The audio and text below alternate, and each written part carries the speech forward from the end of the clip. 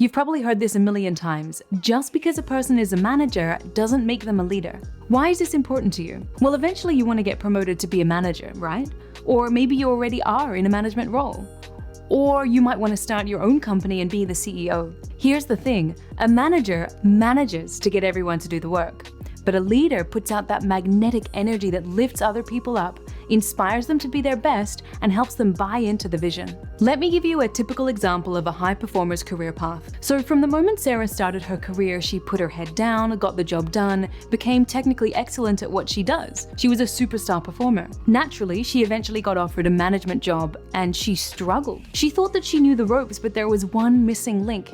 And I've seen this happen countless times to a lot of good people, both in my career and with the leading organizations we work with. High performers get promoted to positions of management because they're technically very good, but they have no idea of how to lead people. Sure, they might send you for an intensive leadership program, but 2 days of learning how to lead is not going to be enough. So stick with me here because I'm going to share with you my 3 principles for supercharging your leadership, setting yourself apart from the crowd, and moving ahead faster in your career, regardless of what level you're at. And a warning, ignore them at your own peril, because if you choose not to apply them, you're likely setting yourself up to be one of those managers that people love to hate. Hi, I'm Shadé Zahrai, and I help professionals to hack their careers, overcome their limiting beliefs, and confidently create the extraordinary life they deserve. So let's dive in. First, you want to show a real appreciation for others. Can you guess what's most important to employees when it comes to their work? Now, you might think it's salary, or whether they get a bonus, or even opportunities to progress, but you'd be wrong. A study by Boston Consulting Group, which surveyed over 200,000 people around the world, and is one of the most comprehensive studies of its kind, found that the #1 factor for employee happiness on the job is, drumroll, being appreciated for their work. A 2008 neuroimaging study found that social rewards, like being appreciated and recognized at work, activate the reward-related areas in the brain in the same way that monetary rewards like salary and bonuses do. Now, when you recognize someone's virtues, positive qualities, and behaviors like diligence, determination, or courage, it makes them more likely to want to uphold that state and live up to that label, which boosts their performance. It's called the Pygmalion effect, and it's something I speak about in my 2018 TEDx talk. It's where people are more likely to live up to the expectations that others have about them. So as a leader, if you recognize and acknowledge your team members, not only do they appreciate being recognized, but it also reinforces that behavior, and they're more likely to maintain it and keep doing it. Reinforced behavior is repeated behavior. This is a really valuable tip for encouraging positive behaviors within your team and the people that you work with, and encouraging better performance. And it's also really important to contributing to a positive team environment.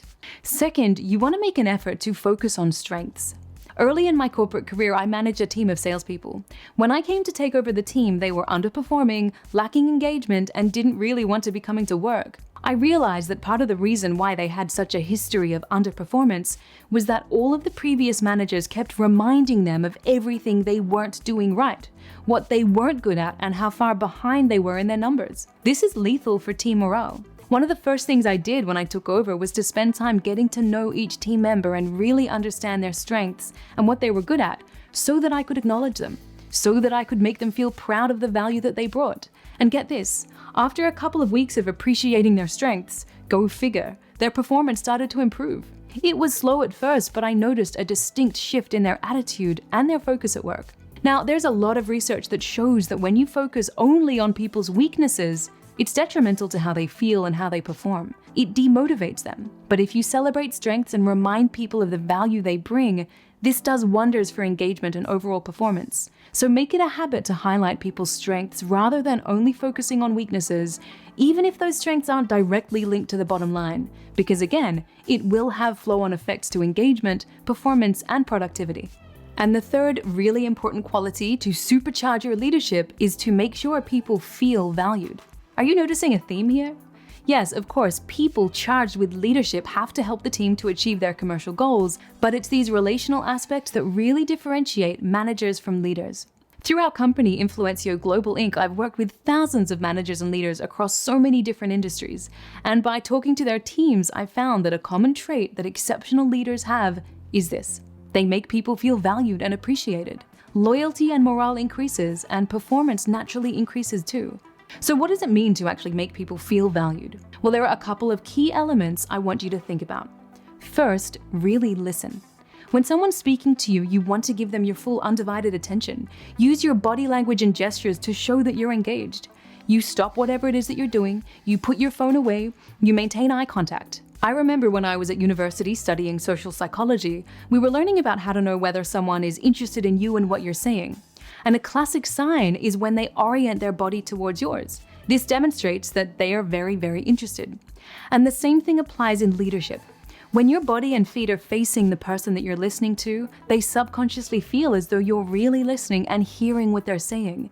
You're reinforcing that this person is important and that you're present with them. Second, top leaders demonstrate empathy. Empathy is about understanding the needs of others. It means that you're aware of their experience, their perspectives, and their feelings. And when you demonstrate empathy, people feel like you understand them.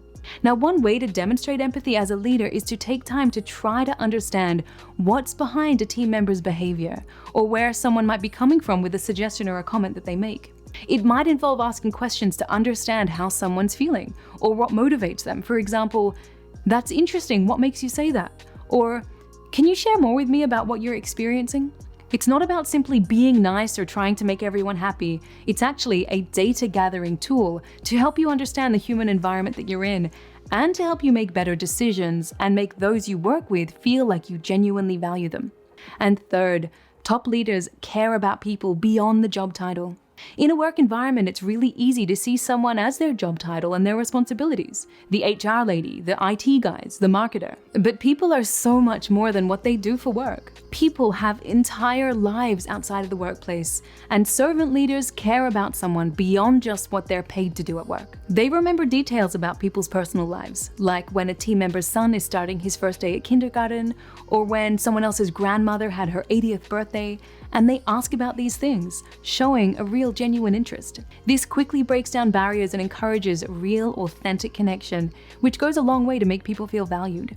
So there you have my 3 favorite principles to supercharge your leadership, and they're things anyone can do if they really make the effort and focus on the value people bring. I really hope they help you on your leadership journey. I'm Shadé Zahrai. I'll see you next time.